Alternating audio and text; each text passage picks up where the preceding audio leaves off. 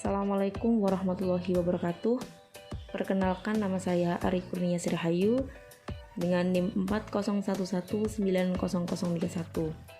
Di sini saya akan sedikit memaparkan materi tentang manajemen keuangan internasional. Dosen pengampu Bu Amila ME.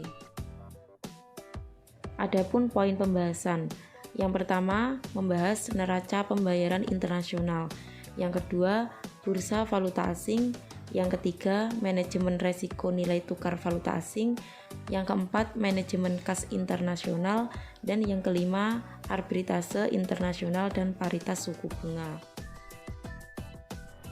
Neraca pembayaran internasional atau balance of payment. Neraca pembayaran internasional merupakan suatu sistem pencatatan seluruh transaksi ekonomi internasional pada suatu negara untuk periode tertentu.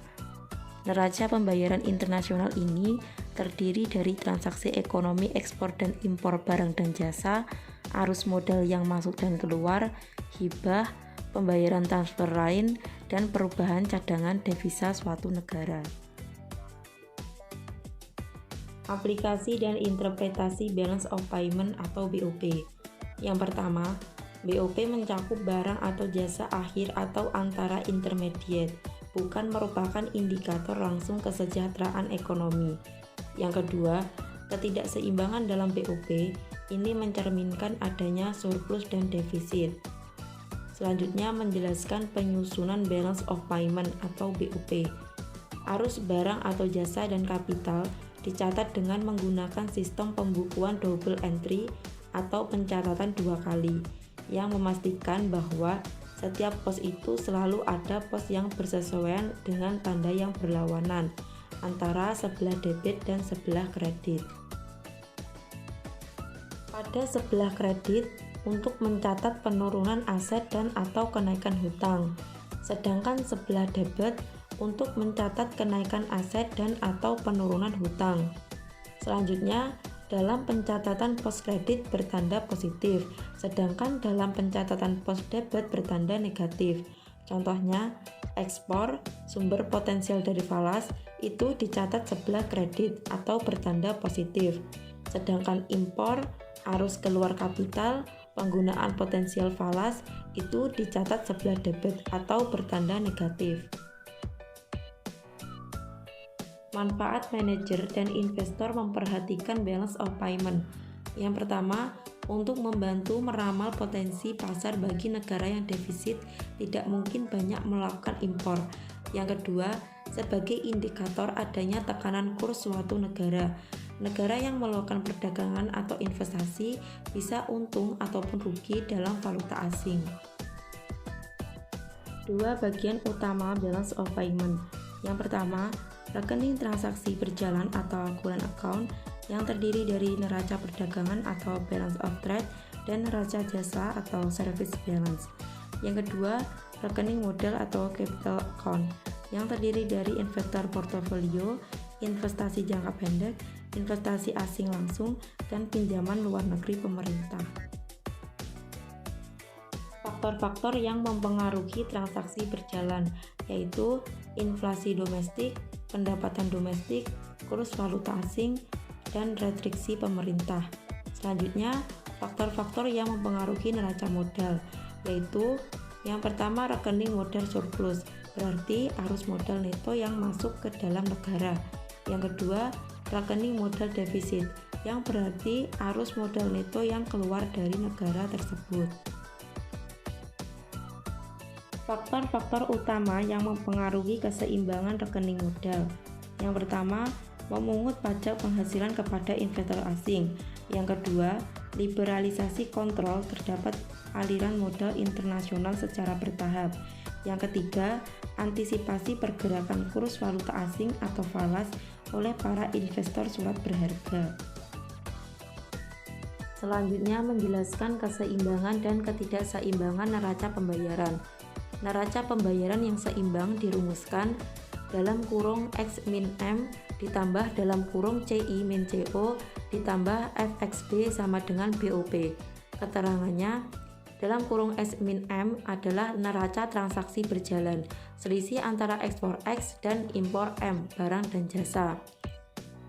Selanjutnya CI-CO adalah neraca transaksi modal, selisih antara capital inflows atau CI dan capital outflows atau CO.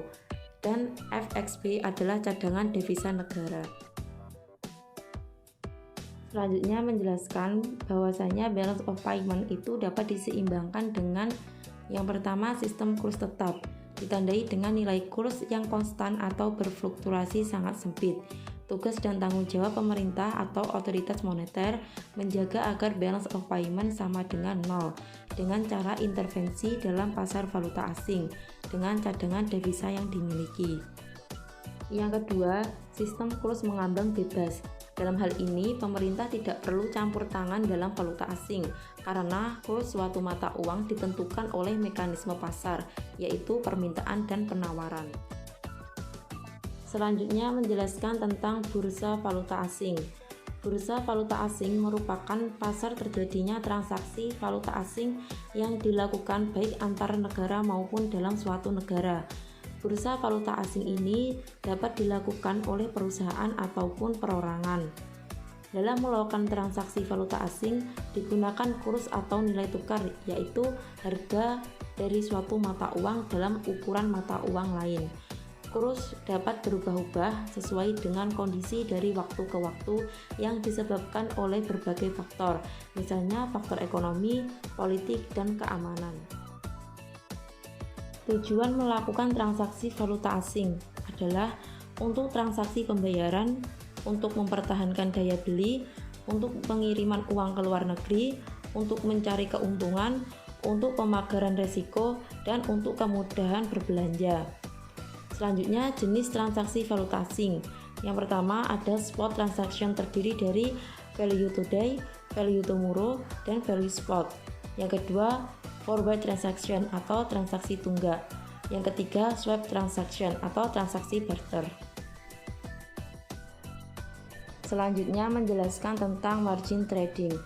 Margin trading adalah pembelian valuta asing secara terus-menerus pada suatu pasar, kemudian dijual kembali ke pasar lain dengan harga yang lebih tinggi. Sistem jual beli falas ini dilakukan dengan spot. Contohnya, di New York nilai 1 DM sebesar 0,850 US dollar, sedangkan di Paris nilai 1 DM sebesar 0,840 US dollar. Bagi pembeli DM di Paris akan menjualnya ke New York dengan memperoleh laba sebesar US dollar 0,10 sebelum dipotong biaya transaksi, yaitu biaya komisi untuk dealer.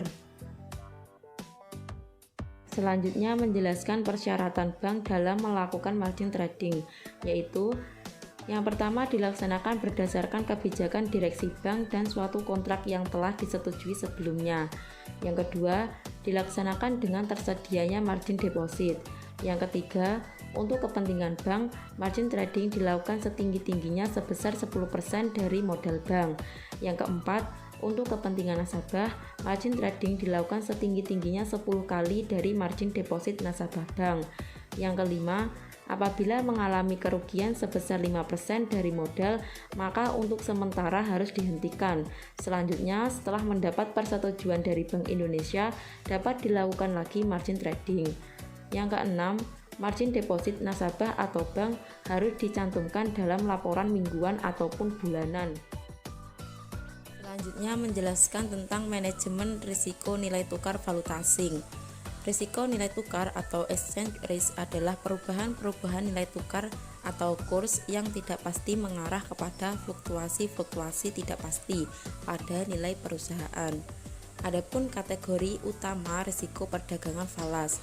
Yang pertama, exchange rate risk, yaitu resiko ini terjadi akibat adanya fluktuasi pergerakan secara terus-menerus pada permintaan dan penawaran di pasar falas, sehingga mempengaruhi posisi nilai tukar falas.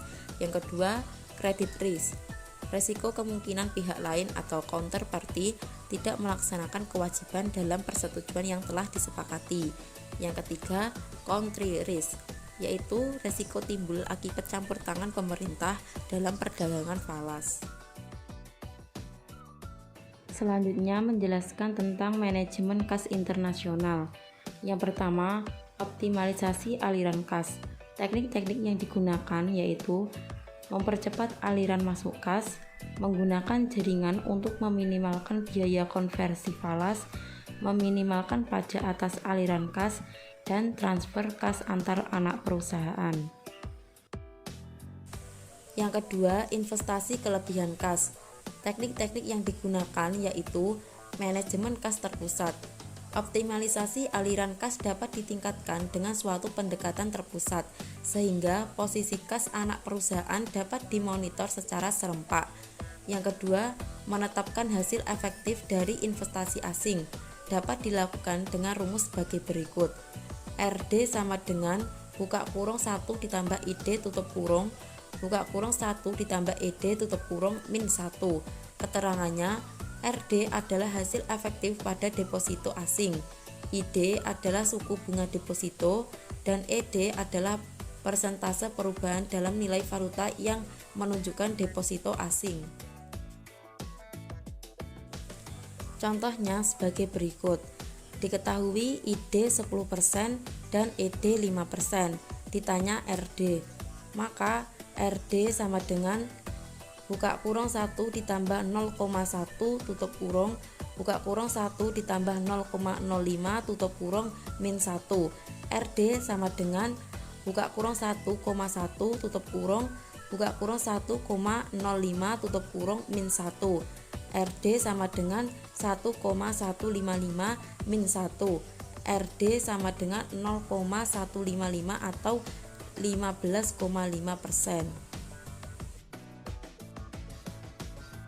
Teknik-teknik yang digunakan untuk investasi kelebihan kas yang ketiga yaitu paritas suku bunga sebagai satu kriteria untuk keputusan investasi.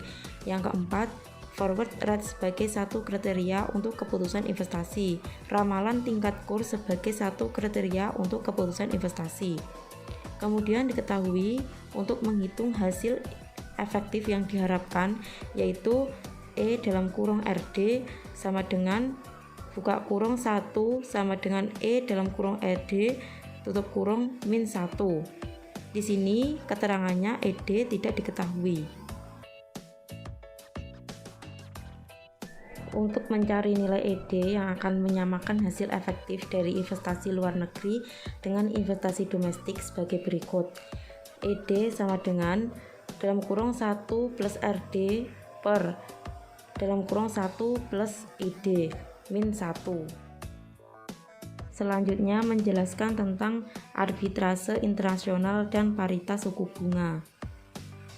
Arbitrase adalah tindakan membeli dan menjual barang pada waktu yang bersamaan, tetapi di pasar yang berlainan. Misalnya, membeli barang pada pasar A dengan harga yang dianggap murah, kemudian menjual barang tersebut pada pasar B yang dianggap harganya lebih tinggi. Jenis-jenis arbitrase ada 4. Yang pertama ada arbitrase internasional, yang kedua ada arbitrase lokasional, yang ketiga ada arbitrase segitiga, dan yang keempat ada arbitrase suku bunga tercover. Selanjutnya menjelaskan paritas suku bunga. Jadi, apabila kekuatan-kekuatan pasar menyebabkan arbitrase bunga tercover tidak layak, maka dalam satu keadaan equilibrium yang ditunjukkan sebagai paritas suku bunga tersebut. Hasil pengambilan seorang investor dari menggunakan arbitrase suku bunga tercover dapat ditetapkan sebagai berikut. AH adalah jumlah home currency yang diinvestasikan pada awal periode. SJ adalah spot rate ketika mata uang asing dibeli. IJ adalah suku bunga atas deposito asing. FJ forward rate di mana mata uang asing akan ditukar kembali ke home currency. AN adalah jumlah home currency yang diterima pada akhir periode deposito.